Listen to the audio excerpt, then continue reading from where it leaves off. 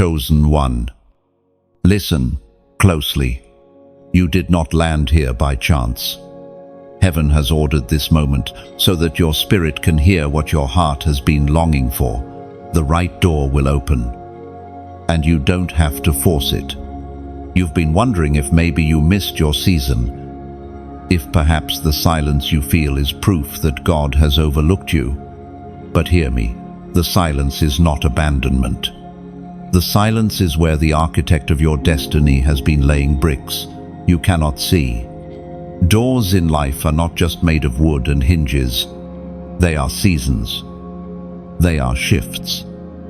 They are divine intersections. A door can change the trajectory of a lifetime. And right now, you are standing at the threshold of something sacred. But I know the hallway you're standing in feels endless. Hallways test passions. Hallways expose doubt. Hallways make you wonder if the promise was even real. Yet the hallway is where character is forged. Just as gold must pass through fire, your faith is being refined in this in-between space. There was once a young man who prayed desperately for work. Every job application was denied. He saw classmates succeed, colleagues thrive. While he kept waiting, he thought God had turned his face away. But what he couldn't see was that the jobs he begged for would have trapped him in cycles that stole his joy. Months later, a position opened that matched his exact skills. In a place that honored his values, he stepped through that door and realized the delay was protection, not punishment. So it is with you, chosen one. You may feel overlooked, but you are not invisible to heaven. What you think is wasted time is actually preparation. The Spirit spoke through the prophet Jeremiah, and it is written in chapter 29, verse 11. For I know the plans I have for you, declares the Lord, plans to prosper you and not to harm, plans to give hope, future. This is not a vague promise. This is your anchor. While others scramble and panic, you can rest knowing that your door is secure in His design. So let your heart settle. Stop worrying about who shut the last door, or why the handle wouldn't turn. The wrong doors had to close, so you wouldn't walk into harm disguised as opportunity. The right door will open when it carries no sorrow, no even trap, only peace that confirms God's hand is on it. Here is your moment to respond. If this word resonates, if you sense God whispering confirmation, even now, type in the comments 999. By doing so, you're not just typing numbers, you're making a prophetic act, declaring that the old season has ended and the new door is about to open. And if this message is feeding your spirit, don't keep it hidden. Share it, like it, and subscribe. Not for me, but so another chosen one wandering the hallway might be reminded that God has not forgotten them. Sometimes the word you pass along is the very rope someone else holds onto in their darkest night. Lift your eyes. Let go of panic. Let peace replace the worry. Because when the right door swings open, it will not creak with uncertainty. It will burst wide with clarity. And in that moment, you will know God Himself opened it, and nothing on earth or in hell can shut it. And remember this, chosen one, your life is not defined by who left you or what closed before you. The measure of your destiny is defined by the one who holds the master key. He has not lost it. He has not forgotten your name. He has written your future on His palm, and no circumstance can erase it.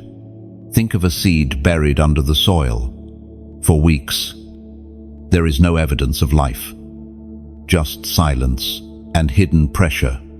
Yet beneath the dirt, roots are spreading deep. When the right season comes, the breakthrough happens suddenly. That is you right now. You are underground, in preparation. But heaven has marked the moment when you will rise. So while you wait, walk in peace. Speak life over your days. Refuse the whispers of fear that tell you the hallway will never end. Your hallway is just the tunnel leading to a brighter door, carved by God's own hand. Stand firm. Expect the unexpected, because soon the door will open. And when it does, it will confirm every promise you dared to believe. Hold on, your story is shifting. Chosen one, you've carried the weight longer than most would even endure. It's the hidden tears, the nights you tried to sleep but felt the ache pressing on your chest, the days you smiled outwardly while your heart silently cried for relief. That weight has not been wasted. Every rejection, every delay, every not yet has been carving strength into your spirit. You see, when doors don't open the way you expect, it is easy to think something is wrong with you. You may whisper to yourself, maybe I wasn't enough. Maybe I'm falling behind. Maybe God forgot me. But none of those thoughts carry the truth.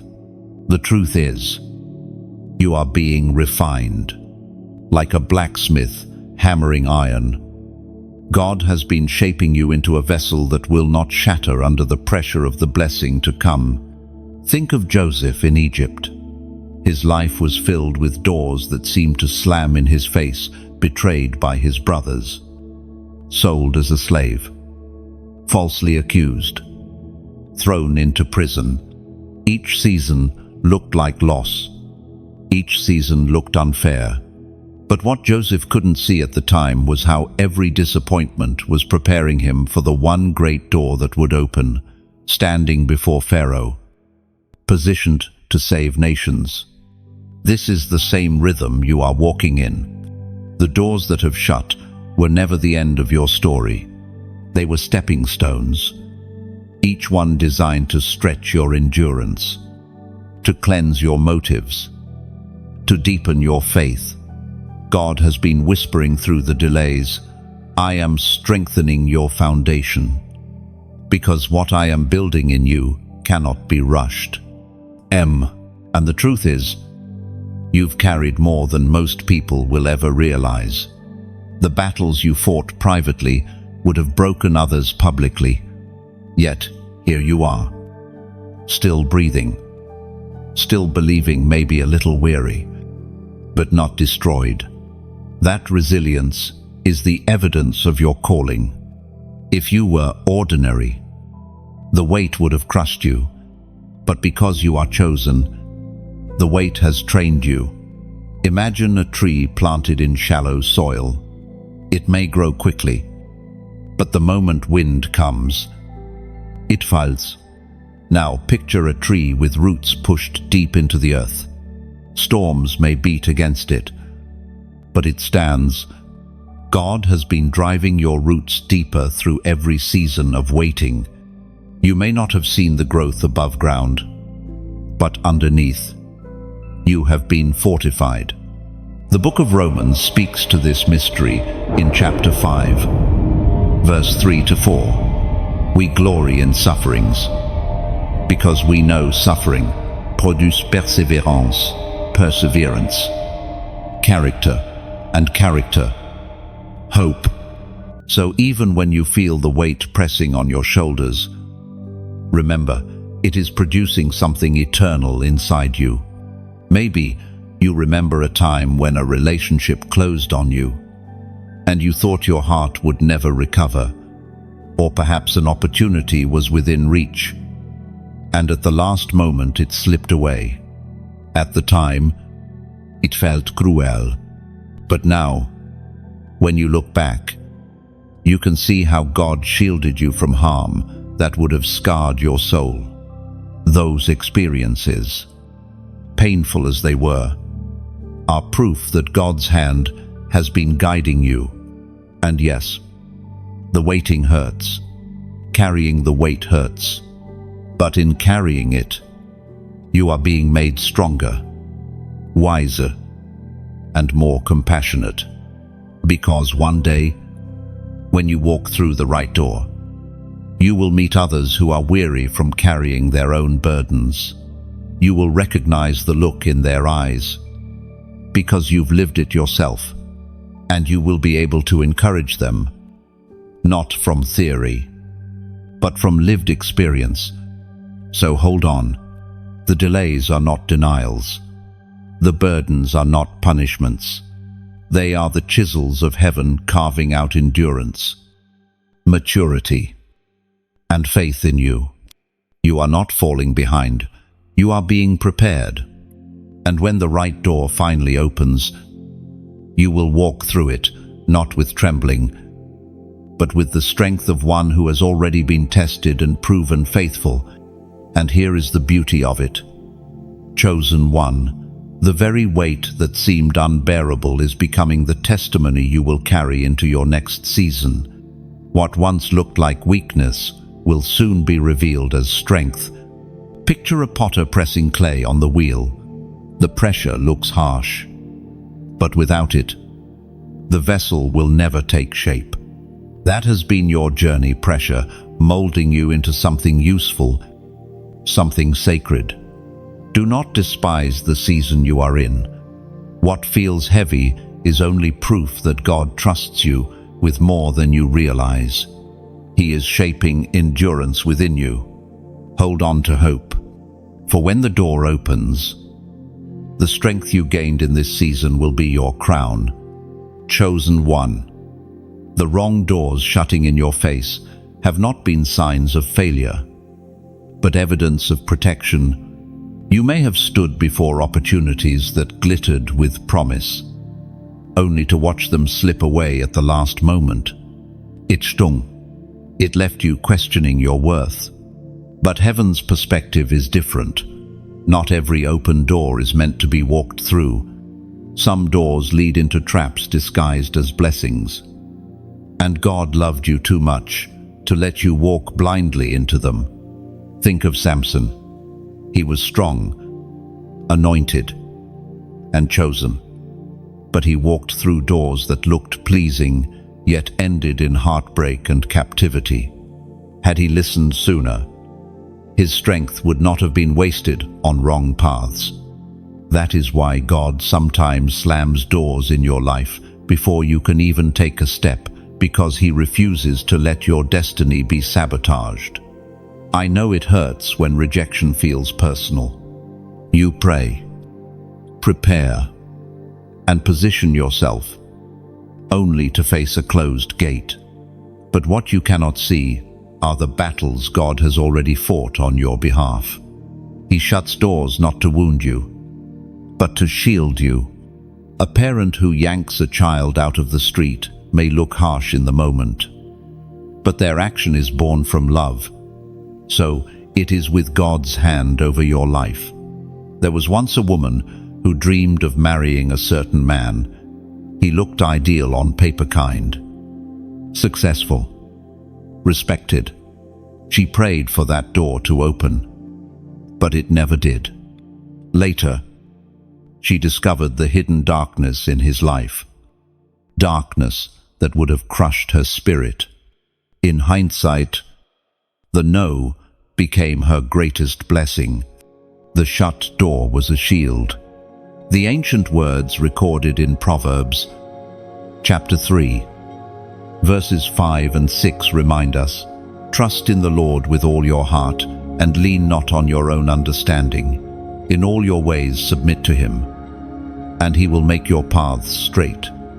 Oh, you see, the shut doors are not random. They are divinely placed barricades to keep your path straight, not crooked. While your understanding sees loss, his wisdom sees deliverance. This is why your faith matters most in the moments of no. The hallway you stand in after a door shuts is not wasted space. It is a transition zone, a training ground, a place where your roots dig deeper so you are not swayed by the next glittering but dangerous door. So here is your prophetic response. Type in the comments. Doors of destiny. Just 3 words, but powerful. When you write it, you are declaring, I choose to let go of the wrong doors, and I am aligning myself with the doors that heaven has prepared for me. This act shifts your focus away from disappointment and fixes your heart on divine timing. The wrong doors closing is not a punishment, it is a rescue. Let peace enter your heart right now. For every opportunity denied, there is a greater one reserved. For every path blocked, there is a higher road being cleared. And when the right door finally opens, you will thank God for every no that kept you safe. And let me unfold this further. Chosen one. When you type doors of destiny, you are not just engaging with words, you are stepping into alignment. You are saying, I release the wrong doors. I stop mourning over what was never mine. And I prepare myself for what God has truly ordained. This shifts your spirit from despair to anticipation. Think of it this way. The words you write carry creative power. Scripture tells us life and death are in the power of the tongue. When you declare doors of destiny, you are literally speaking life over your future. You are choosing faith over fear, trust over anxiety, and hope over bitterness. These words become a banner your soul rallies behind. There are others reading this who feel trapped in the cycle of loss, job doors shut, relationships collapsed, dreams deferred. By commenting, you are not only testifying for yourself, but also standing as a light for them. Your declaration becomes a seed that inspires another weary heart to believe again. Picture a traveler standing before a locked gate at night. He could curse the lock, despair in the dark, or declare, my doors of destiny are waiting. That declaration shifts the atmosphere. It reminds him that dawn is coming. And with it, the gate that will swing open at the appointed hour. That's what your comment symbolizes.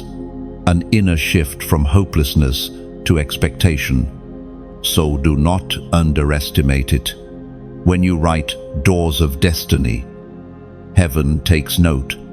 It becomes more than a phrase. It becomes an act of surrender and an act of faith. And faith is the key that unlocks the right door, in the right time, for God's chosen ones. Chosen one. Destiny is stirring within you, even when everything outside of you appears motionless. What you feel in your spirit, the quiet restlessness, the sense that more is coming, is not imagination. It is the whisper of heaven, aligning unseen pieces, preparing to place you exactly where you need to be at the exact moment you need to arrive. Think of a great symphony before it begins. The musicians are tuning their instruments. The stage is filled with random sounds that don't yet make sense. To an untrained ear, it feels like noise. But then the conductor lifts the baton, and suddenly everything blends into harmony.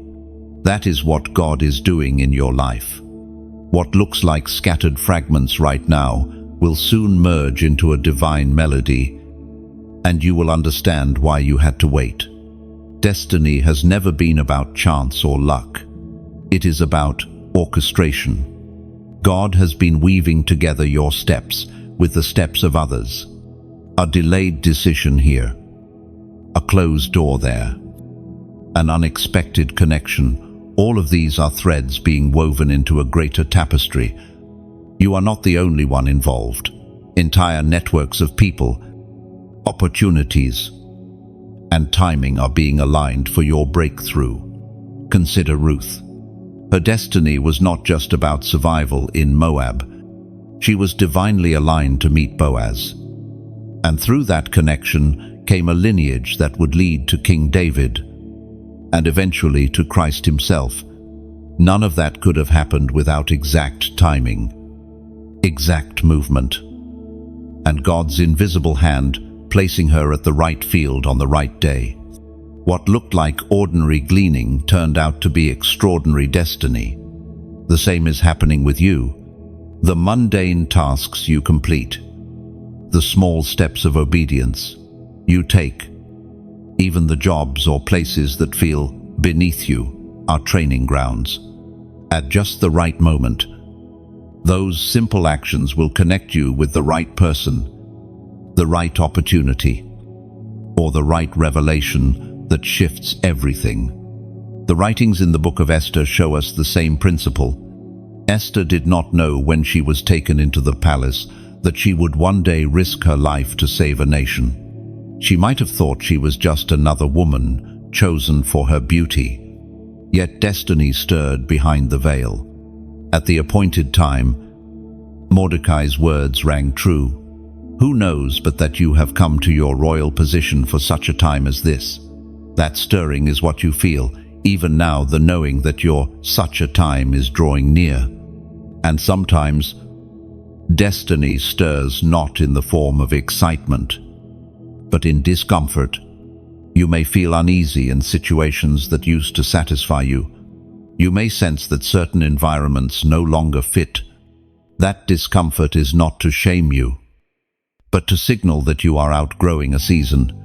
Just as a bird begins to feel the nest tighten before it takes flight, so too are you sensing the nudge to rise. Imagine a ship anchored at the harbor. It looks safe, but the ship was not built to remain tied. It was crafted for the open sea. Likewise, you were not created to remain stuck in smallness or fear. You were crafted for greater waters. And when destiny stirs, it is like the wind pressing against your sails, urging you to untie the rope and move forward. The Book of Psalms, chapter 37, verse 23, gives this assurance. The steps of a good man are ordered by the Lord, and he delights in his way. Oh, your steps are not random. Each one has been ordered. That stirring inside you is evidence that heaven is delighting in guiding you forward, not leaving you stranded. So, embrace the restlessness you feel. Don't label it as impatience or confusion. Recognize it as movement. Just because you can't see the full picture doesn't mean the pieces aren't sliding into place. You are being positioned for encounters and breakthroughs you could never manufacture on your own. Soon, when you look back, you will see how every delay was direction, how every closed door was alignment, how every detour was redirection. You will realize that destiny was never late. It was always moving beneath the surface, waiting for the right time to rise. Hold on to this truth. When destiny stirs, it means God's timing is near, and the door you have been waiting for will not require striving to open. It will open because heaven itself has turned the key. And when that key finally turns, you will understand that nothing was random. Every pause, every wait, every silence was heaven's way of shaping you for this perfect moment. Chosen one. There is something you need to hear with certainty. No man, no system, no enemy can block what heaven has already written over your life. What God ordains cannot be cancelled by the jealousy of others or the resistance of darkness. When his hand seals a door for you, it does not matter who stands in the way, it will swing wide open. Sometimes you wonder why others seem to have influence, why voices rise against you, why systems appear too powerful. But remember Pharaoh, he ruled with authority. But he could not stop Moses. Remember Goliath, he was strong, but he could not defeat David. Remember the cross, rulers schemed to silence Jesus. But they only fulfilled God's plan of redemption. When heaven decrees a thing, it will come to pass. And the decree over your life is this: you are chosen, you are marked, and you are destined to walk through the door that no human hand can shut. Think of a locked treasure chest. It may look impossible to open, yet the rightful owner has the key. You are the rightful heir of promises spoken over you. Others may rattle the lock, trying to keep you out, but only heaven holds the key, and heaven has not forgotten you. The Book of Revelation, chapter 3, verse 8, declares this truth. See, I have placed before you an open door that no one can shut. I know that you have little strength, yet you have kept my word and have not denied my name. Now, this verse is your assurance. Even in your weakness, your faithfulness has been noticed. Even in your exhaustion, your perseverance has been honored. God himself has placed the door before you, and no earthly hand can slam it closed. And because this word is alive, I want you to pause and breathe it in. You are not powerless. You are not forgotten. And you are not at the mercy of people's opinions. You belong to the one who commands doors, and his command is final. Now let me speak from the heart. If this message is stirring hope in your spirit, then I gently invite you to partner in keeping this stream of encouragement alive, like oil fueling a lamp so it can shine through the night. Your support, whether through a simple like, a heartfelt share, or by subscribing, becomes the oil that keeps the flame burning. It ensures that more chosen ones, wandering their own hallways, can find words that remind them they are not alone. And regarding giving, imagine a farmer standing before a wide field. When he sows seed, he cannot see the harvest immediately, yet each seed carries life within it. A donation works the same way. It is not a loss. It is a seed sown into fertile soil, destined to multiply into hope for others. Not everyone can sow, and that is perfectly fine. But if you ever feel led, your seed becomes part of a harvest that nourishes countless hearts. Some of you may not be in a position to give financially, and that is perfectly okay. Your prayers, your listening heart, and your willingness to share this word with someone else are seeds just as valuable. Every act, whether large or small, carries eternal weight when done with love. And for those who are able, think of it like supporting a lighthouse. Ships lost at sea are searching for direction, desperate for safety.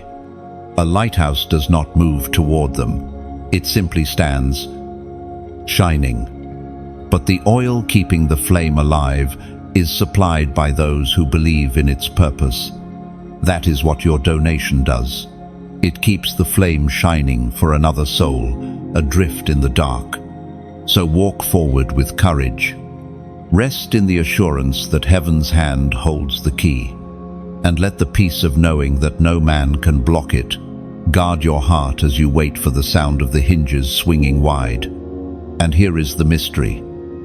Chosen one, when the right door opens, you won't have to beg for it, push against it, or prove your worth. It will open because it was meant for you. Every tear, every prayer, every sleepless night will suddenly make sense. You will realize the waiting was not wasted. It was the foundation beneath your feet. What felt like delay was actually direction. So, Hold your peace. Keep your spirit steady. The hand of God is already turning the handle. And when the door swings wide, it will confirm once and for all, no man, no power, no enemy can block what heaven has set aside for you. Chosen one. Can you see it now? The fingerprints of God are everywhere in your story. Look back, not with regret, but with awareness. That time, you narrowly avoided a disaster. That chance meeting with someone who gave you a word of encouragement. That quiet nudge in your heart to turn left instead of right. All of those were divine fingerprints. You are not wandering randomly through life. You are being guided, step by step, by a God who leaves traces of His presence, so you will know He has been with you all along. There are no coincidences for those marked by heaven. Even the smallest detail can be heaven's way of whispering, "I am here." Think of Moses, a baby hidden in a basket, floating on the river Nile. It looked like chance, but the basket drifted right into Pharaoh's daughter's hands. Coincidence? No. It was the fingerprint of God, positioning a deliverer where no one would expect. The same is true for you.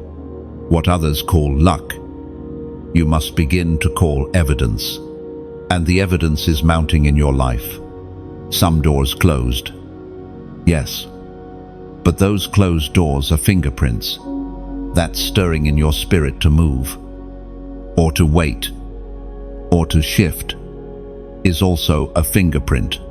The conversations you've had that seemed random, but spoke directly to your situation, they are fingerprints too.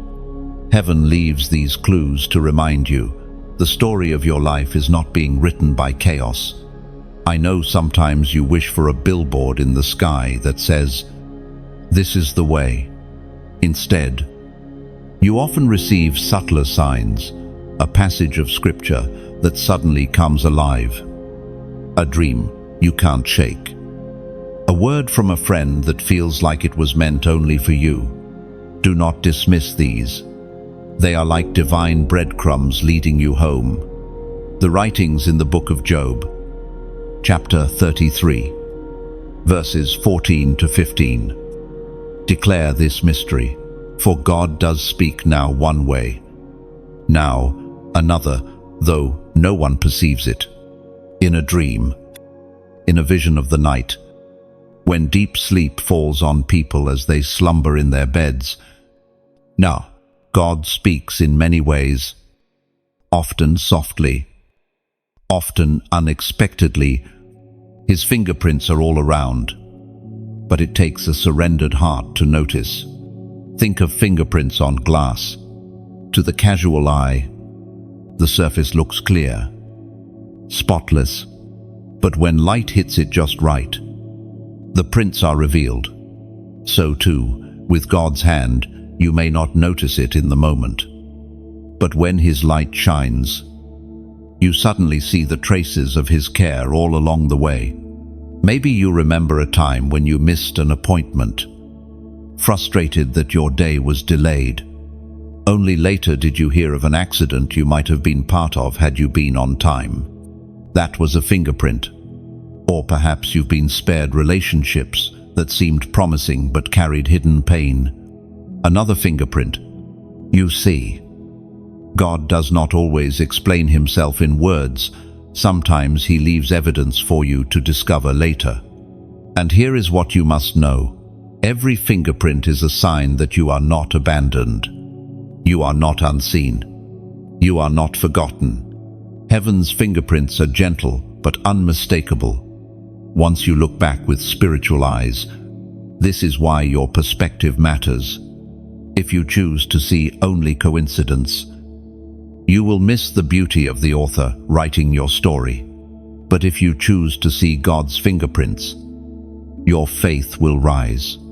Suddenly you realize that nothing is wasted, not the detours, not the delays, not even the heartbreaks.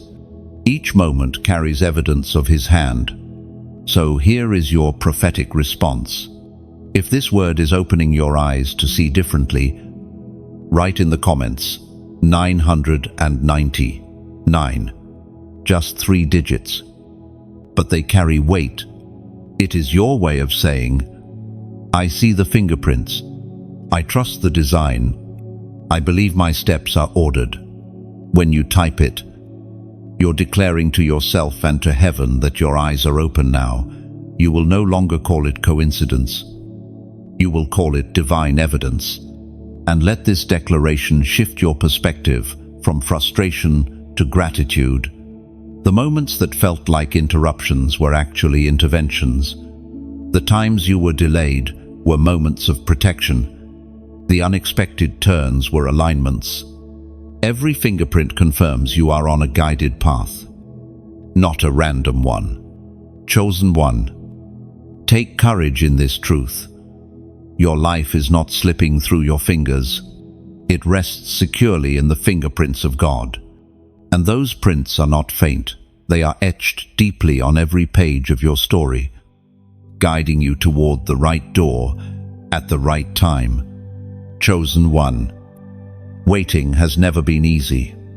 It is the season no one asks for, but everyone must walk through.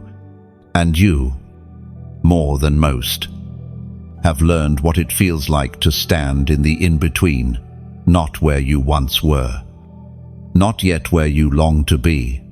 The waiting season can feel like a wilderness, silent, stretching, endless. Yet this is the ground where God has been cultivating the deepest roots of your faith. You may look around and see others moving ahead while you seem stuck in place. It feels unfair, doesn't it? You have prayed. You have obeyed. You have done what you knew to do. And still, the door has not swung open. In those moments, the temptation is to believe that delay equals denial. But that is a lie. The enemy whispers to weary hearts. Delay is not denial, it is preparation. Think of Israel in the desert. They were promised a land flowing with milk and honey. Yet they wandered 40 years before stepping into it. To them, the waiting looked like wasted time, but in reality, it was God's way of training. A people who had been slaves to think and live as free sons and daughters. Without the wilderness, they would not have been able to carry the promise. Without your waiting, you would not have the strength to carry the destiny that is forming. Waiting seasons expose motives. They purify intentions. They sift through the clutter of ambition and reveal whether you are seeking God Himself or just what He can give you. And if you are honest, there were times when your prayers were more about escape than trust, more about relief than obedience. Yet even then, God was patient with you, molding your heart until it could desire Him more than just His gifts. Consider the life of David, anointed as king while still a shepherd boy. He did not step into the throne immediately. Years of hiding in caves, running from Saul, and tending sheep shaped his character. Those silent years were the soil that produced the psalms we still sing today. David's waiting season was not wasted. It birthed a king after God's own heart. Your waiting has the same purpose. It is chiseling away impatience, carving out humility, building endurance. It is teaching you that your identity does not rest on doors opening quickly, but on the one who holds the key. The waiting season is not about punishing you for not being ready. It is about equipping you so thoroughly that when the right door swings open, you will not crumble under its weight. Think of an arrow pulled back in a bow. To the arrow, it feels like retreat, like being dragged backward. But the backward stretch is what gives it power to fly forward with force. Right now, you are in the pullback season. It feels like retreat, but it is loading you with the momentum to launch further than you imagined. The Apostle wrote in Hebrews chapter 10, verse 36, "You need to persevere so that when you have done the will of God, you will receive what He has promised." And this verse is the anthem of waiting. Perseverance is not passive, it is active endurance. It is waking each day with trust, choosing faith when feelings scream otherwise, remaining steady even when progress seems invisible. And while you wait, God is building something invisible inside you. Patience becomes your shield, endurance your armor, and hope your torch in the dark. These qualities cannot be bought or borrowed. They can only be forged in the fires of delay. That is why waiting hurts. It is transformation in progress. Perhaps you feel weary right now, tired of holding on to promises you cannot yet see. But remember, a seed buried in the soil feels darkness long before it feels sunlight. Beneath the dirt, roots are stretching, foundations are forming. At the right time, the seed will break through, and at the right time, so will you. So do not curse the waiting. Bless it. It is not wasted. It is not meaningless. The waiting season is proof that heaven is preparing you for something weighty, something holy, something that requires more than surface faith. Hold this truth close. If the waiting is long, it is because the promise is great. And when the silence finally breaks, you will realize that every moment of stillness was shaping you for the sound of destiny's door swinging wide. So lift your head, chosen one. What feels like delay is divine design. Your waiting is not weakness, it is strength in disguise. And soon, the silence will give way to songs of fulfillment, echoing that every second was worth it. Chosen one. Have you noticed that the closer you move toward your breakthrough, the more resistance rises? It is not your imagination. Whenever destiny is near, enemies gather at the gate. Opposition is often the loudest confirmation that you are approaching a turning point. The adversary does not waste energy attacking what carries no threat. If your life were ordinary, if your calling were small, if your door were insignificant, the resistance would be minimal.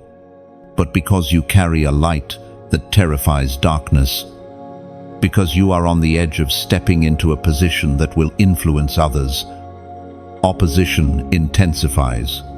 It is not punishment, it is proof. Consider Nehemiah, who was called to rebuild the walls of Jerusalem.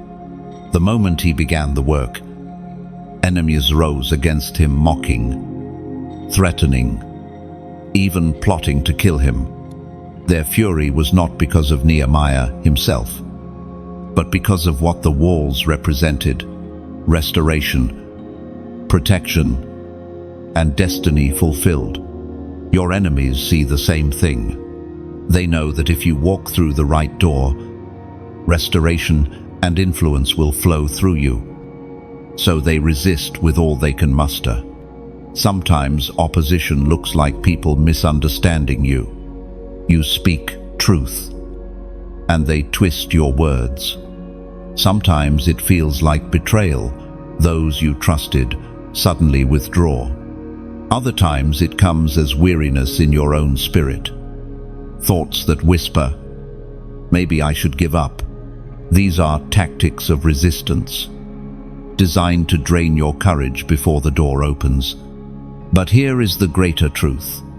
God allows opposition not to destroy you, but to sharpen you, just as iron sharpens iron. Resistance strengthens your resolve, tests your motives, and proves your faith. Without Goliath, David would never have been revealed as a warrior. Without the Red Sea, Israel would never have known the power of deliverance. Without the cross, resurrection would never have come. Think of a storm pressing against a tree. The wind bends it. The rain lashes it. The ground shakes beneath it. Yet in the process, the roots grow deeper, anchoring it more securely. So it is with you. The winds of opposition are pressing, yes, but they are also driving your roots deeper into God. You are being anchored for the weight of glory that will rest upon you. The prophet wrote in the book of Nahum, chapter 1, verse 7, "The Lord is good, a stronghold in the day of trouble, and he knows those who trust in him." And this is your anchor in the storm. Opposition does not mean abandonment. Trouble does not mean defeat. The one who knows you also shields you. And when enemies surround, he becomes your fortress. Do not despise the presence of enemies. Chosen one. The psalmist said that God prepares a table before us in the presence of our enemies. That means opposition is often the backdrop for celebration. God does not wait to remove every enemy before blessing you.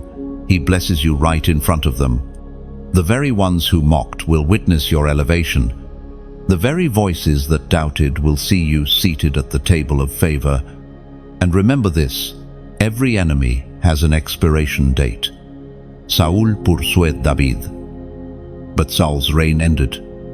Pharaoh oppressed Israel, but Pharaoh's army drowned. The opposition you face now is temporary, but your calling is eternal. Sometimes the fiercest battle is not external, but internal. The voices of fear, insecurity, and doubt can be louder than any critic. Yet even here, opposition is shaping you. Each time you choose faith over fear, trust over panic, and hope over despair, you grow stronger. The battle in your mind becomes training for the victories ahead. Look at the cross again. For hours, it looked like defeat. The crowd jeered. The disciples scattered. The enemy celebrated. Yet within 3 days, opposition was overturned by resurrection. What looked like the end was only the setup for glory. In the same way, the resistance you face now may look overwhelming, but it is setting the stage for a resurrection moment in your own story. Chosen one. Do not be dismayed by the enemies at the gate. Their very presence is proof that the gate is real, that the door is near, and that your destiny is worth fighting for. You do not need to fear them, for the Lord is your stronghold. Stand tall, keep your eyes fixed, and know this, the same God who allows opposition also promises victory. Soon, you will look back and see that every battle was shaping you, every storm was anchoring you, and every enemy was only a shadow compared to the light of the door that opened before you. Chosen one. The light within you is not ordinary. It is not fragile, and it is not accidental. From the moment you were formed, heaven placed a spark inside you that darkness cannot comprehend. Wherever you go, the atmosphere shifts. Environments may not understand why they feel different when you enter, but it is because your very presence carries light. Darkness thrives in silence, secrecy, and shadows. Yet when you step into the room, you disturb that silence. The lies that once seemed comfortable to others suddenly feel exposed. The enemy fears you not because of who you are in your own strength, but because of the light you carry. That light exposes deception, reveals truth, and pierces despair. Consider Gideon. He thought himself the weakest of his clan, unworthy of any great assignment. But God saw him differently. When Gideon and his 300 men surrounded the camp of Midian, they broke jars, lifted torches, and shouted with one voice. Their light shattered the confidence of the enemy. It was not their number, but their light and unity that brought victory. So it is with you. Your light terrifies what darkness has tried to control. There are people around you who sense something unusual about you. They cannot always explain it, but they feel it. Some are drawn to it because it brings peace, clarity, and hope. Others resist it because it disrupts their comfort in the shadows. Do not be discouraged by either reaction. The light inside you was never meant to please everyone. It was meant to reveal truth. The apostle reminds us in the second letter to the Corinthians, chapter 4, verse 6, "For God, who said, 'Let light shine out of darkness,' made his light shine in our hearts through Christ's glory." That means your light is not borrowed, it is embedded. You are not carrying a candle that flickers with every gust of wind.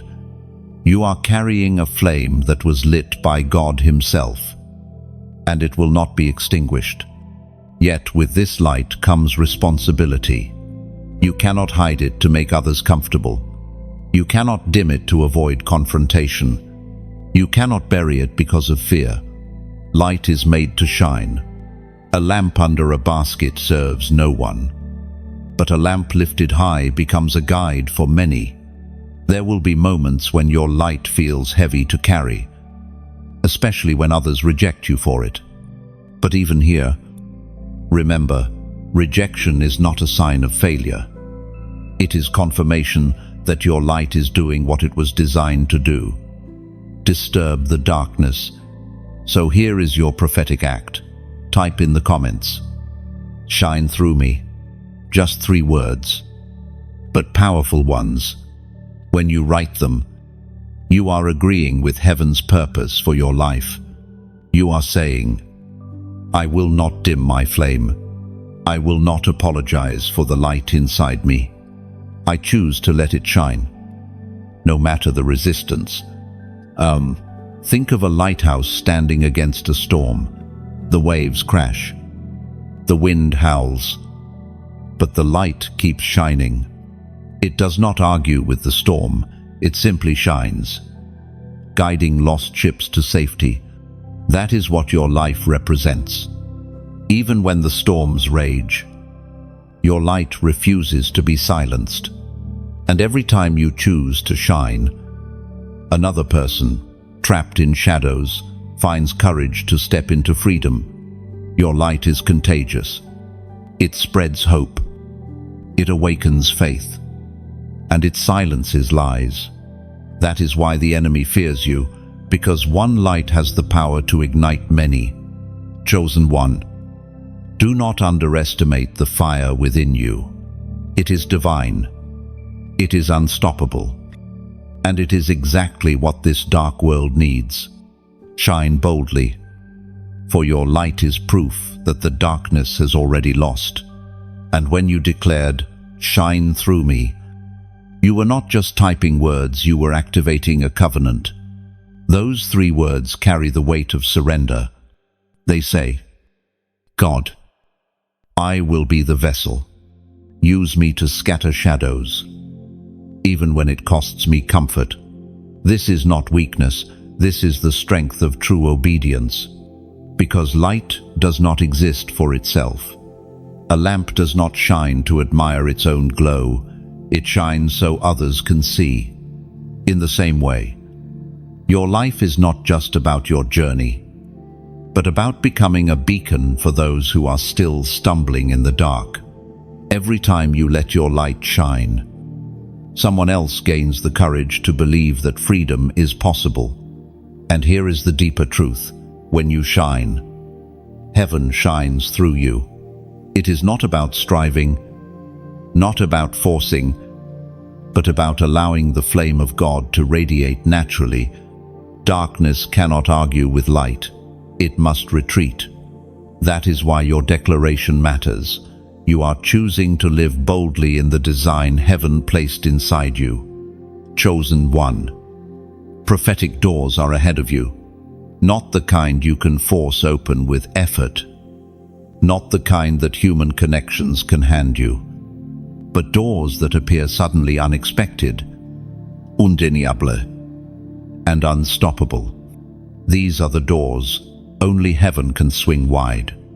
Sometimes you stand in front of walls that seem impossible to climb. You try every strategy, every prayer, every effort, but nothing moves. Then, in a single moment, God creates an opening where none existed. That is the beauty of a prophetic door. It is not predictable. It is not explainable. But when it appears, it changes everything. Think of Paul and Silas in prison, shackled, surrounded by guards. Doors locked tight. Every natural eye said, "There is no way out."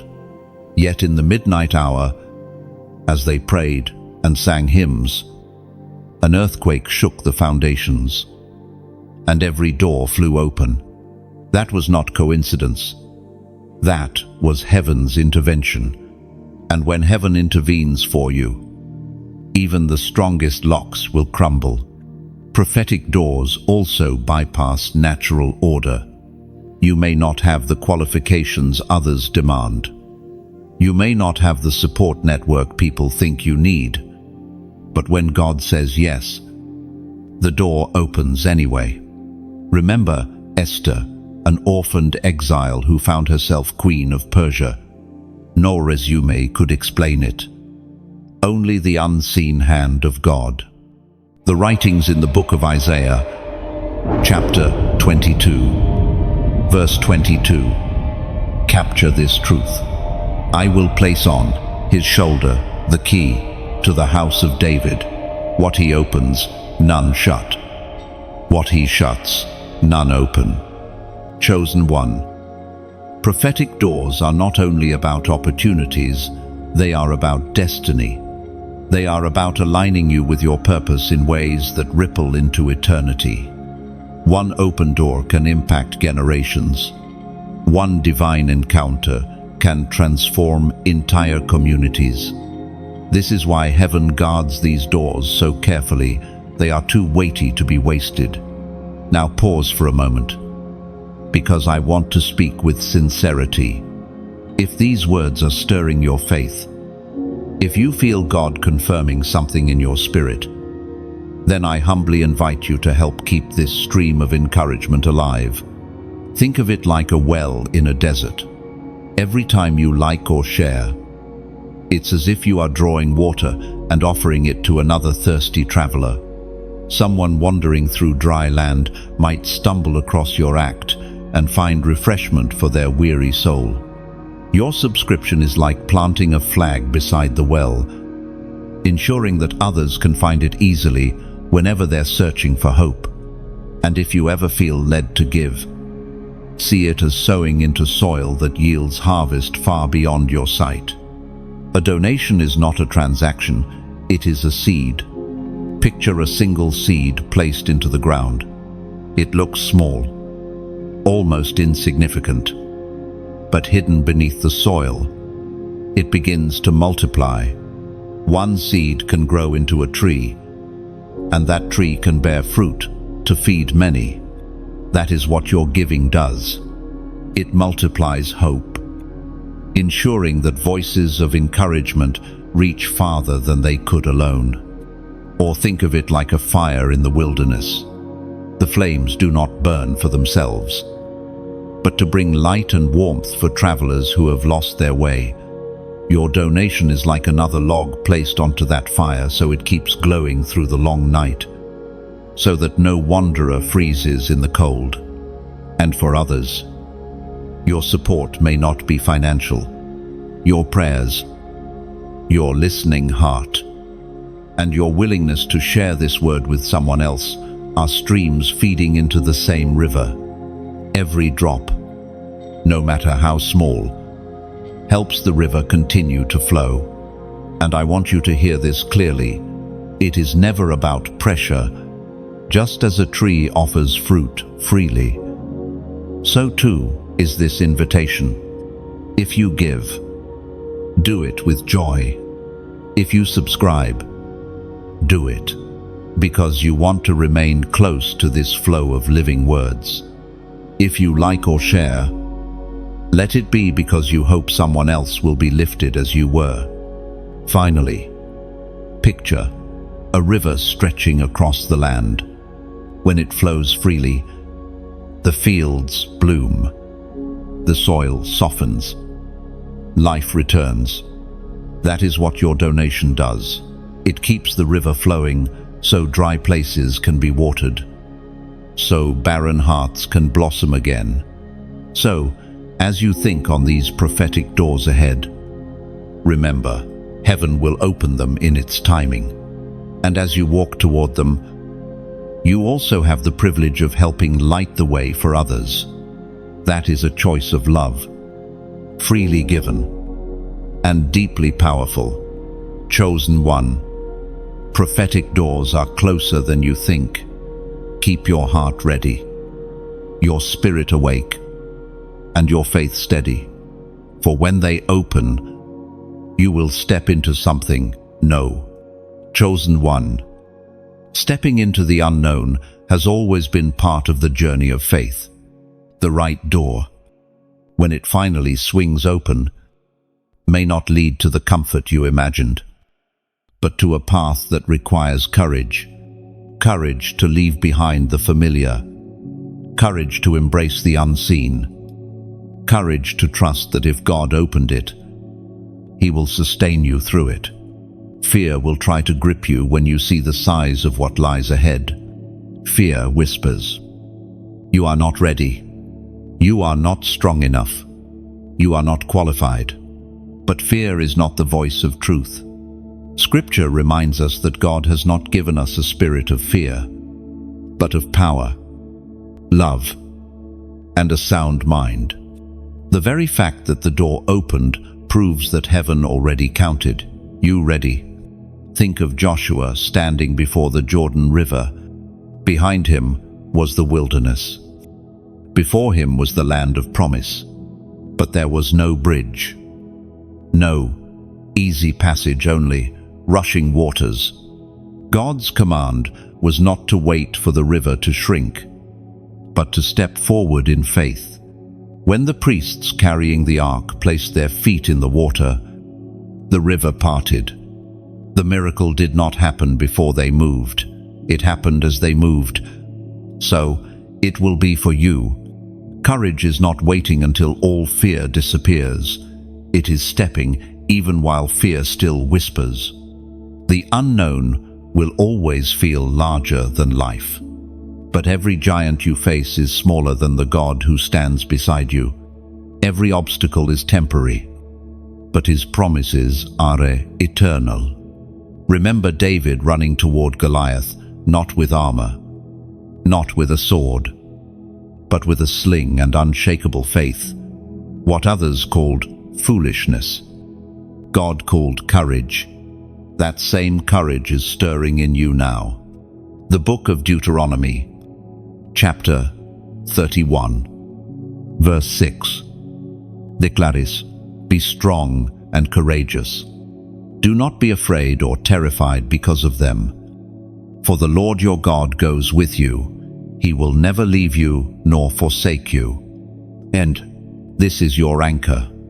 You are not stepping into the unknown alone. The God who opened the door is the same God who walks through it with you. His presence is not conditional, it is constant. Stepping into the unknown also means letting go of control. You cannot map every turn, predict every outcome, or guarantee how others will respond. That is the essence of faith. Abraham left his homeland, not knowing where he was going, but trusting the one who called him.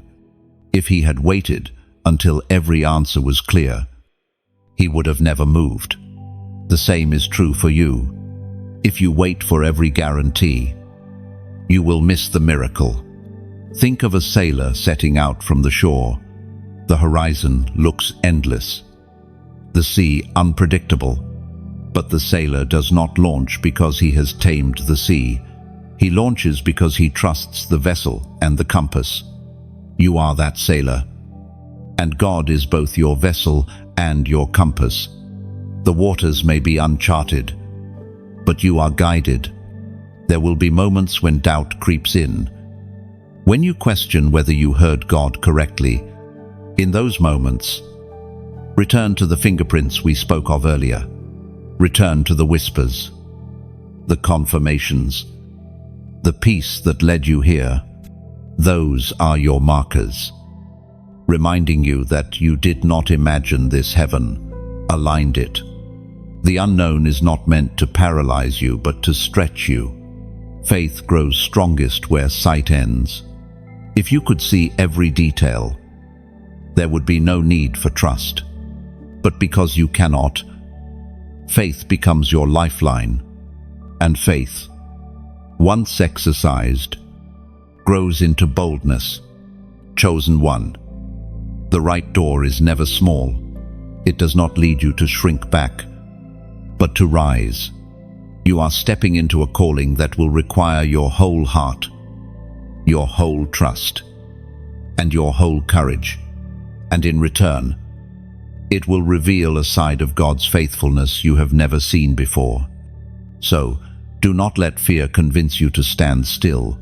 The unknown may feel like a wilderness, but it is actually the passage into promise. Place your feet on the water. Lift your eyes above the giant, and take the step, for the one who opened the door is already on the other side, waiting to show you that his faithfulness is greater than your fear. And when you take that step, the unknown will no longer be your enemy, but your teacher. It will show you how strong your faith has become, and how close God truly is, for in every risk, there is revelation, and in every unknown, there is the certainty of his presence. Chosen one. Prophetic confirmation is one of the most tender ways God reassures his people. You may not always hear his voice audibly, but he knows how to reach you through dreams, through scripture, through unexpected encounters, and even through numbers that seem to follow you again and again. These are not accidents. They are heaven's reminders that the promise is still alive. How many times have you seen a repeated number, heard a word at just the right moment, or opened your Bible to a verse that seemed written only for you? These are divine echoes. They tell you that though you are waiting, heaven has not gone silent. Confirmation is God's way of saying, I am still here. My hand has not lifted. My plan has not changed. Think of Gideon, unsure of his calling.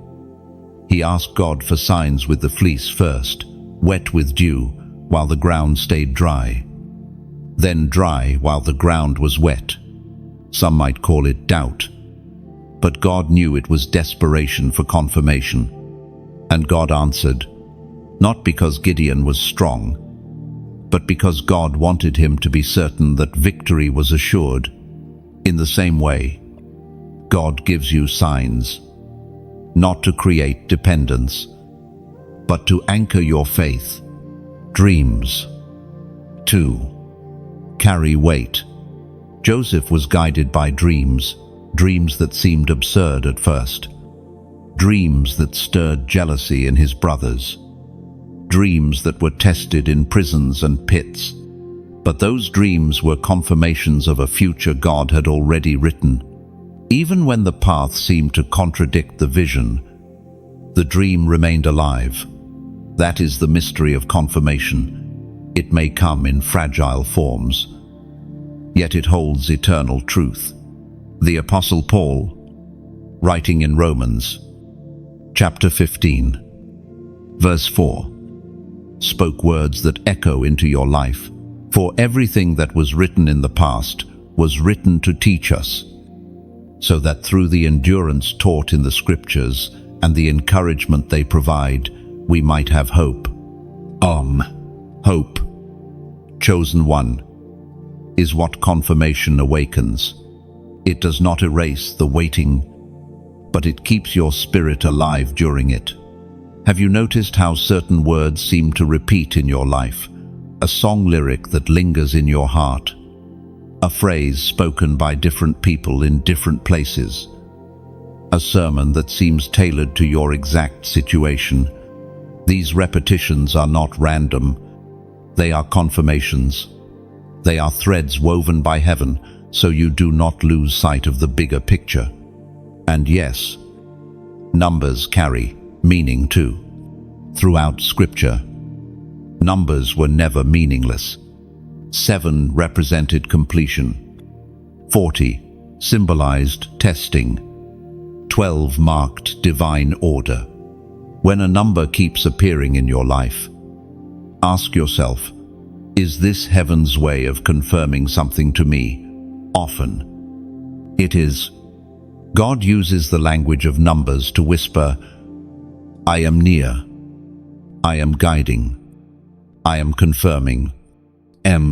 But here is what matters most. Confirmation is not just a comfort. It is a call to perseverance. When God repeats himself, it is not because he forgot what he said, it is because he wants you to remember. Confirmation tells you that the promise is still intact, even if the path feels unclear. Now here is your prophetic act. If this word is opening your eyes to see the confirmations in your own life, then type in the comments, 555, just 3 digits. But with weight, when you write them, you are saying, I recognize the signs, I trust the confirmations, I believe the promise is alive. Those numbers become more than symbols. They become your declaration that you refuse to let discouragement silence the voice of God. Think of it like a lighthouse flashing across the sea. The beam repeats, again and again. Not because the ship is lost, but because the sailor needs assurance that the coast is near. Confirmation is that repeated flash in your journey. It tells you you're still on course, even when the night is long. And sometimes, confirmation comes not for you alone, but for those connected to your life. When God confirms something to you, it strengthens not just your spirit, but theirs as well. Your faith becomes contagious. Your courage to keep moving becomes their encouragement to keep believing. Chosen one, never despise the signs, the whispers, the repetitions. They are not superstition. They are love letters from heaven. Each one is a reminder that you are not forgotten, not overlooked, not abandoned. The promise still stands. The door will still open. And until then, confirmation will continue to keep your hope alive. So keep your eyes open. Chosen one, every sign, every whisper, every confirmation is heaven's way of guiding you closer. Trust the process, for the promise is already secure. Chosen one, when doubts rise and delays stretch longer than you imagined, remember this: you serve a covenant-keeping God. Unlike men who make promises and forget them, His word is binding, eternal, and unshakable. Every syllable He has spoken over you remains alive, breathing, and waiting to manifest in its season. There is a rhythm to covenant. It is not based on your perfection, but on His faithfulness, from generation to generation. He has proven that He does not abandon what He begins. When He made covenant with Abraham, He swore by Himself because there was no one higher to guarantee the promise. That same God has made covenant with you through the blood of Christ. And no delay, no enemy, no circumstance can nullify it. Look at Noah. When God spoke of a flood, it sounded impossible. Years passed while Noah built an ark under the mockery of neighbors, but the covenant was sure the rain eventually came, and Noah's obedience preserved life on earth. Covenant means time cannot weaken God's word. Even if the wait is long, the outcome is guaranteed. Think of Israel again. They wandered, they rebelled, they doubted, and yet God still led them to the land He swore to give them. Why? Because His covenant was stronger than their failures. In the same way, your missteps have not cancelled your destiny. Covenant ensures that mercy speaks louder than mistakes. The book of Hebrews, chapter 10, verse 23, declares, "Let us hold unswervingly to the hope we profess. For He who promised is faithful." Oh, this is your anchor. Faithfulness is not just something God does, it is who He is. He cannot deny Himself. If He promised you a door, it will open. If He declared a future, it will manifest. Sometimes covenant looks fragile from your perspective. You pray and nothing shifts. You try and the door still seems locked. You wonder if maybe you misheard. But here is the truth. Feelings are not facts. God's faithfulness is not measured by your emotions.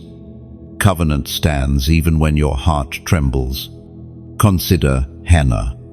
For years she wept without a child, mocked by those around her. It looked like her prayers went unanswered. Yet the covenant-keeping God remembered her. And in due time, Samuel was born a prophet who shaped Israel's future. Her story reminds you that delay is not denial. It is only timing, aligning with covenant. Sometimes the covenant shows itself through provision you did not expect. Think of Elijah by the brook, fed by ravens.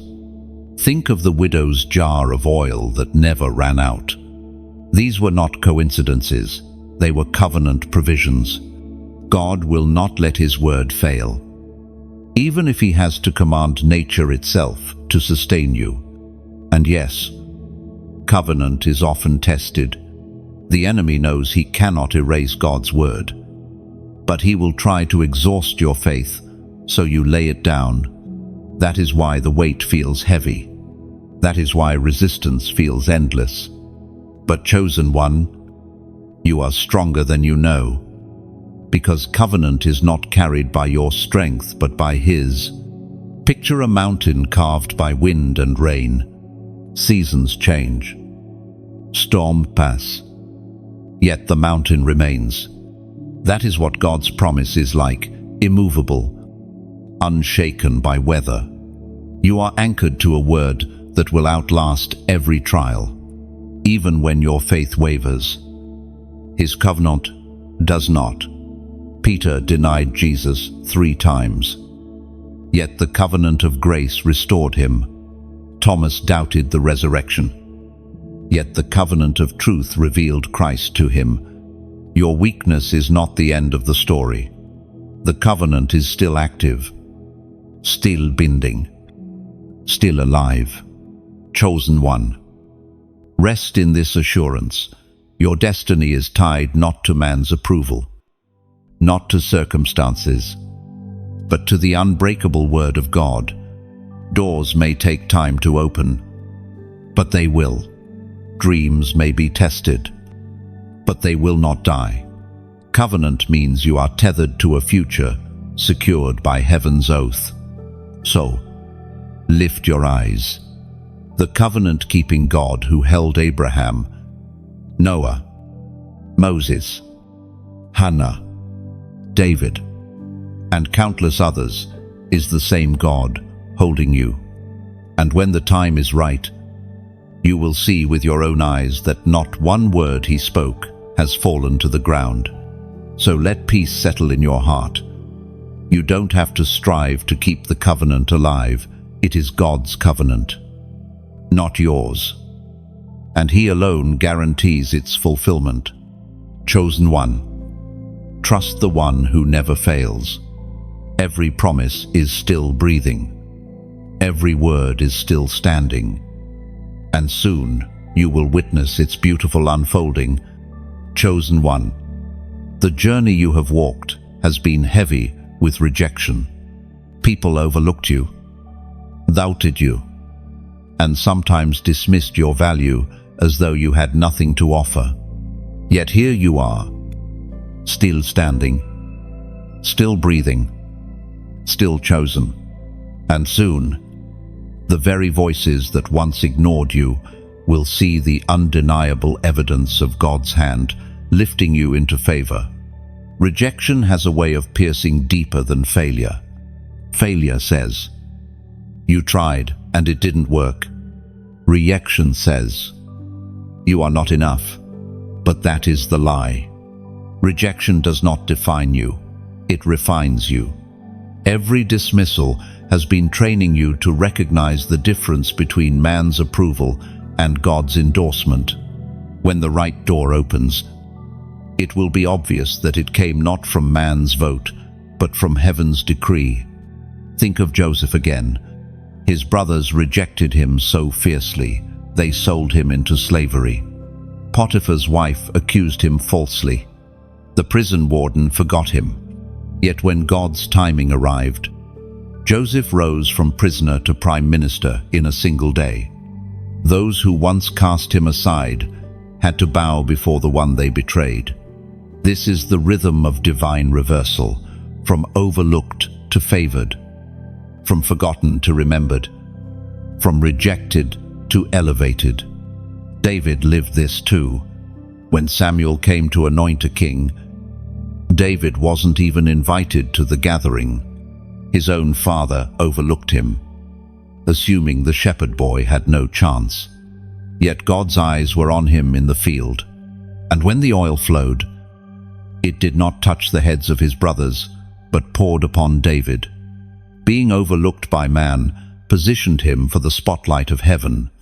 The word of God, through the prophet Isaiah, chapter 60, verse 15, gives this promise: "Although you have been forsaken and hated, with no one traveling through, I will make you the everlasting pride and the joy of all generations." Rejection often precedes revelation. It reveals who truly stands with you and who only clings to you for convenience. It shows you that your worth is not tied to applause or attention, and it forces you to lean on the one approval that truly matters, God's. Look at Esther. She was an orphan in a foreign land, overlooked and unseen by most. Yet when favor rested on her, she was lifted into the palace and given influence to save an entire nation. What men could not see, God had already written into her story. That same pattern is written into yours. It may feel lonely when doors close and people turn away, but hidden within rejection is a holy redirection.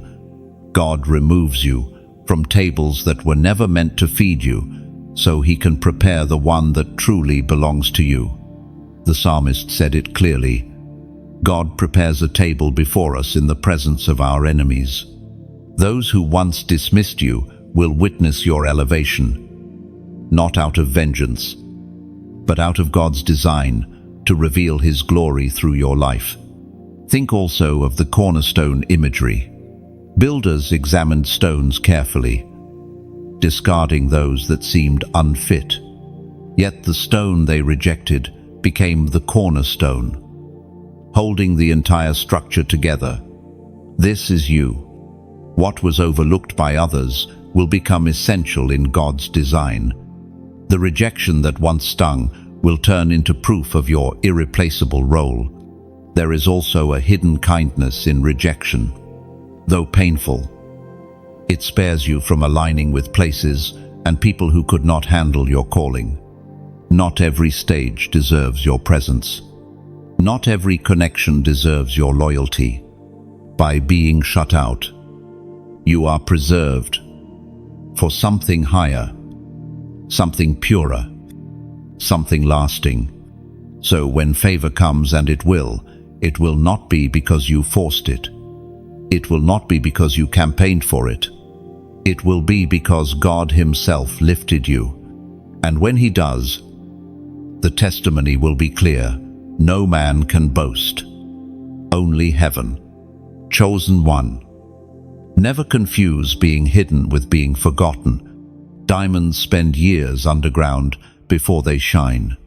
Seeds spend seasons buried before they sprout.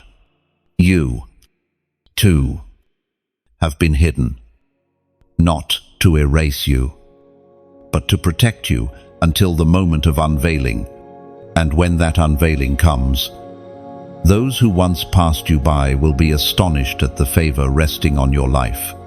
Hold your head high. You are not defined by rejection, but refined by it. And soon, the season of being overlooked will give way to a season of undeniable favor. From ashes to beauty, from shadows to light, from forgotten to chosen, your story is about to shift. Chosen one. There comes a moment when the waiting ends and the door finally swings wide. This is the moment you have prayed for, the moment you have carried in your heart through sleepless nights and heavy days. But when that door opens, you will face a new challenge, not whether it will open, but whether you will step through boldly. Hesitation whispers at the threshold. It says, "What if I'm not ready? What if I fail? What if this is too much for me?"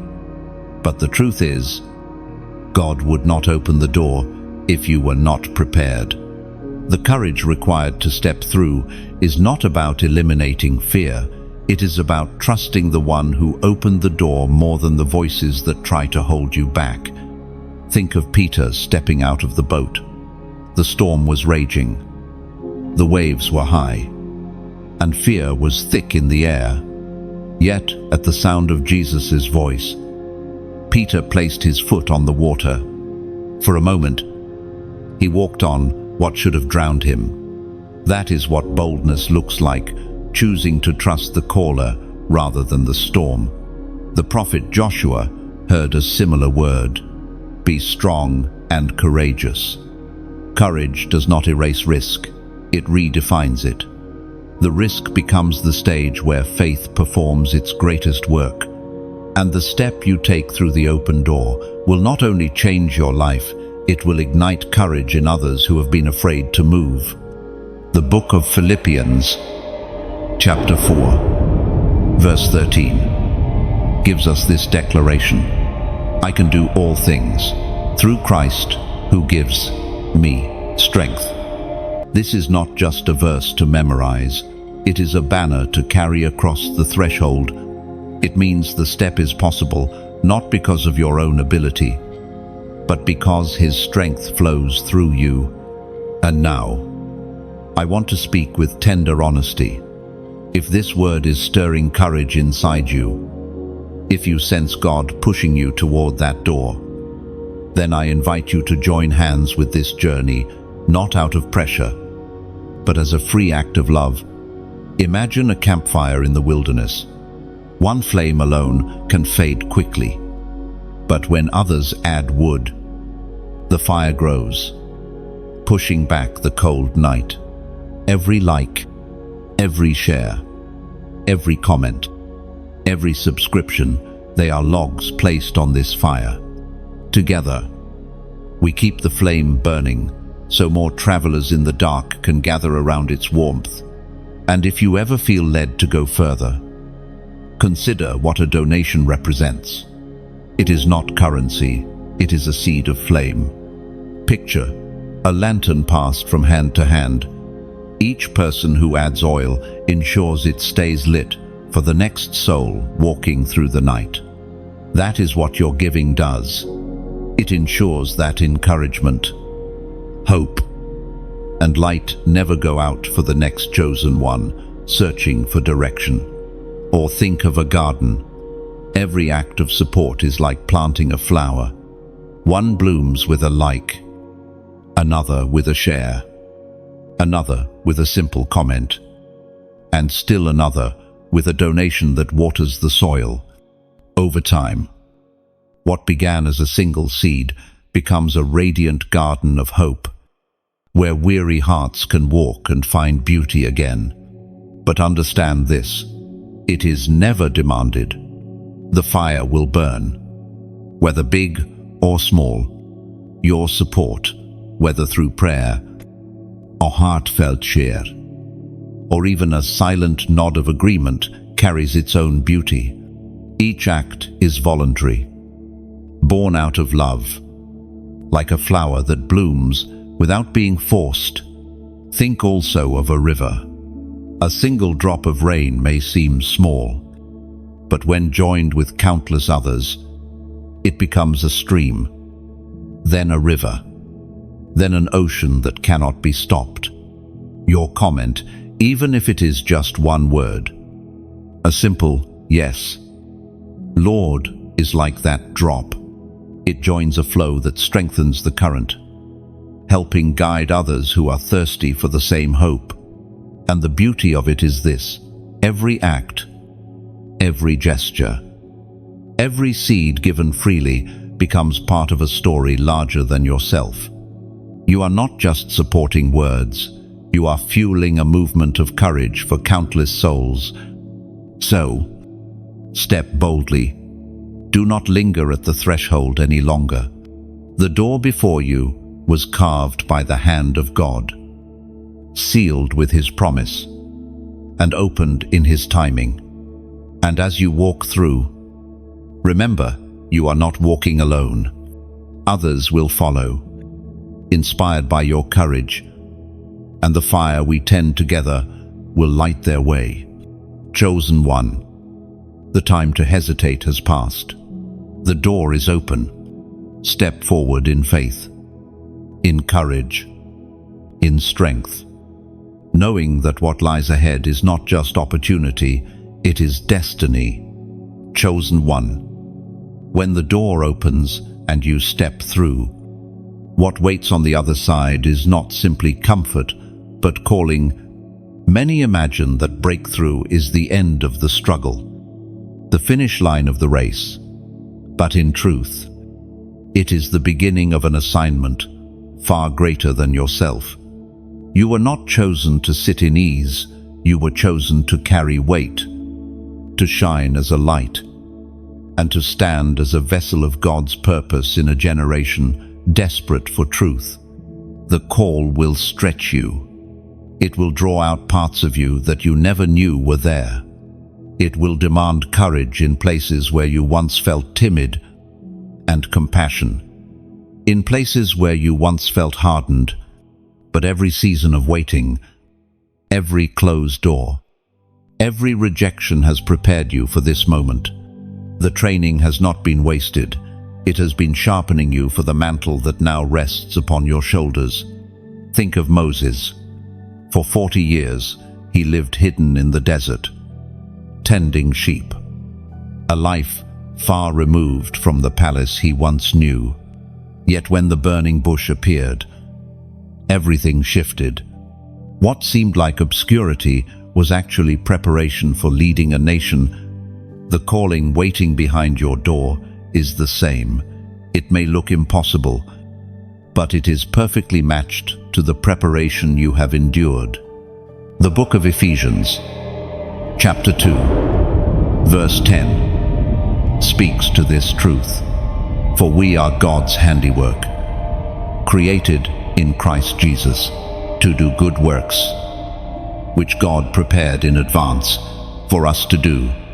Notice the words, prepared in advance, long before you doubted yourself, long before others overlooked you, long before the battles scarred you. God had already prepared your assignment. The door is not the end, but but the beginning of stepping into those good works. And yes, the call will carry weight. Think of a crown. It shines with beauty, but it is heavy to bear.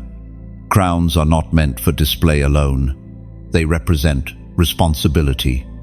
When you wear the crown of your calling, it will not just be about your joy, but about the lives impacted through you. This is why the waiting and refining was so important. Without them, the crown would crush you. With them, you are strong enough to carry it. Sometimes the assignment feels overwhelming. You may look at yourself and say, "I'm too small for this. I'm not wise enough. I'm not equipped." But remember Jeremiah, who protested, "I am only a child," yet was told, "Before I formed you in the womb, I knew you. Before you were born, I set you apart." The God who calls you also equips you. He does not hand you a mantle and leave you empty-handed. He gives you wisdom, strength, and provision for every step. Your assignment will also come with resistance.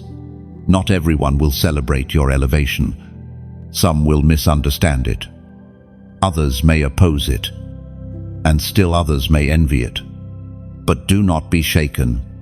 Your calling is not to please people, but to serve God. When Paul carried the gospel to the nations, he faced prisons, storms, and betrayals. Yet the weight of his assignment was also the source of his joy, because he knew he was fulfilling the purpose written for him before time began. Think of your calling like a torch. A torch burns bright, but it also consumes. Carrying it means sacrifice. It costs comfort. It costs ease. It costs fitting into the world around you. But the flame also lights the path for others. You are not carrying this torch for yourself alone. You are carrying it for those who will find their way because of your light. And know this, the calling is not about perfection, but about willingness. God does not search for flawless vessels. He searches for surrendered ones. David was flawed, yet he was called. Peter stumbled, yet he was called. You too may feel unworthy, but your willingness to say yes is what makes you usable. Chosen one. When you step into this next season, remember that destiny is never self-serving.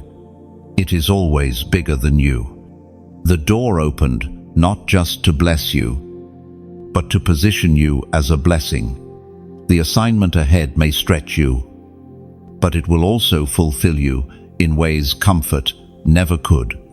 So wear your crown with humility, carry your torch with courage, and embrace the weight of your calling with joy. For you are not only stepping into a new chapter, you are stepping into the very purpose heaven wrote for you long before you ever breathed your first breath. Chosen one. The right door is not just another opportunity.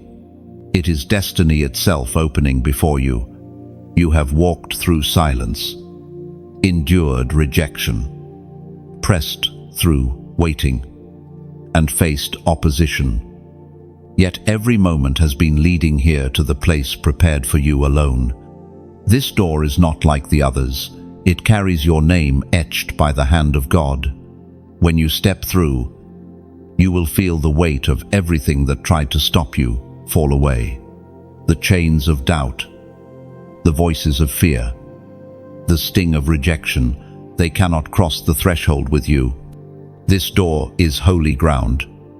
A transition from survival into assignment, from hoping into living, from promise into fulfillment. Think of Israel crossing the Jordan. For 40 years, they wandered in circles, waiting for the day the promise would become reality.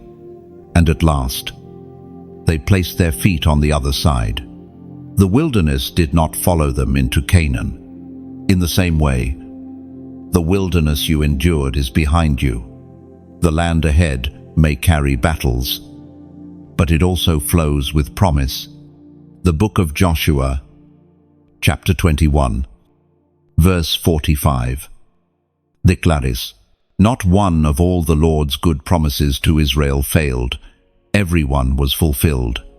Oh, this is the truth you now walk in. Not one promise over your life has failed. Delayed, yes. Tested, yes. But failed? Never. Every word heaven spoke remains alive. And the right door is proof of its fulfillment. There is a reason this door is reserved for you alone. Destiny is personal. No one else can carry the exact combination of scars and strengths, lessons and losses, wisdom and wounds that you carry. Your life has been tailored for this purpose. And this purpose has been tailored for your life. To another, the door would not fit. But for you, it is perfect. Imagine a key cut uniquely for a lock. Many may try to force it open with their tools, but only the right key fits smoothly. You are that key. And this door was designed to turn only in your hand. The years of shaping, pressing, and refining were heaven's way of cutting you into the perfect design. And beyond the door, expect not only blessing, but responsibility. The right door is not an escape from challenge, but an entry into purpose. Purpose always carries weight. You will stand where others falter, speak where others remain silent, build where others tear down. You will not only receive favor, you will become a vessel of it. Do not shrink back. Destiny is not about comfort, it is about completion. And you are stepping into the season where what God began will finally come to completion. The tears you shed in hidden places will become the testimony you speak in open places. The scars you tried to hide will become the proof of healing for others. Remember also that this door is not just for you. Your obedience will unlock blessings for generations. Think of Abraham. His yes to God opened a covenant that outlived him, reaching descendants he would never meet. Your yes, your boldness, your willingness to walk through this door will ripple beyond your own lifetime. Children yet unborn will walk in the light of your obedience. So as you stand here, breathe deeply. Feel the weight of the hallway fall behind you. Sense the shift in the atmosphere. The right door has opened, and you are no longer waiting in hope. You are stepping in fulfillment. Chosen one. This is the turning point. From overlooked to favored, from wandering to anchored, from carrying promise to living in it. The right door is not merely open, it is waiting for your footsteps. Walk forward, for destiny is calling. And heaven is watching with delight as you finally step into the place prepared for you from the beginning of time. And as you step through, remember, this is not a random moment, it is the unfolding of eternity's plan.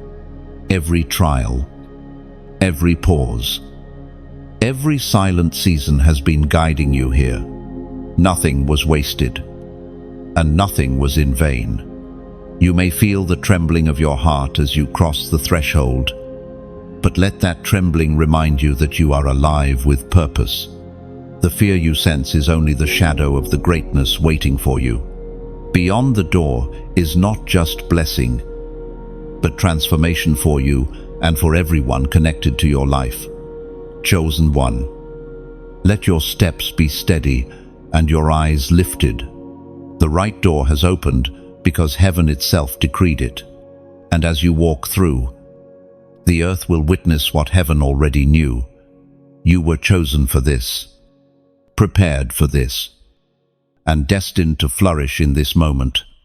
Chosen one. If this message has stirred something deep within you, If you felt heaven's whisper reminding you of the door prepared for your life, then carry this word with you, but also allow it to ripple outward. There are countless others still standing in the hallway, unsure, weary, and waiting for light. You can be the one who helps guide them. Think of it like a lamp in a window on a dark night. When you like or share, you are placing that lamp where someone else can see it. A weary traveler scrolling through their own storm might suddenly notice the glow and find hope they thought was gone. Your simple act can become their lifeline. When you comment, even with just a few words, it's like adding your voice to a choir. One voice alone is fragile, but together they rise like a hymn that strengthens every listener. Your words tell others, you are not alone. I believe too. End of. Your subscription is more than staying connected. It's like building a bridge. Each time you cross, you also make it stronger for others who will walk after you. You become part of a family of chosen ones, a community that continues to lift and encourage one another. And if you ever feel led to give, know this: a donation is not obligation, but a seed. Imagine planting a tree in a barren field. At first, it's only a sapling, but over time, it grows shade for the weary and fruit for the hungry. That is what your giving does. It plants something lasting, not just for you, but for many. Or picture a great tapestry being woven. Each like, each share, each comment, each subscription, and every donation is a thread, alone. A thread looks small, but together they form a masterpiece of color and strength. By adding your thread, you help complete a picture of hope that no single hand could create alone. So go forward, chosen one, not only through your door, but as a light for others, freely, willingly, beautifully, just as heaven designed.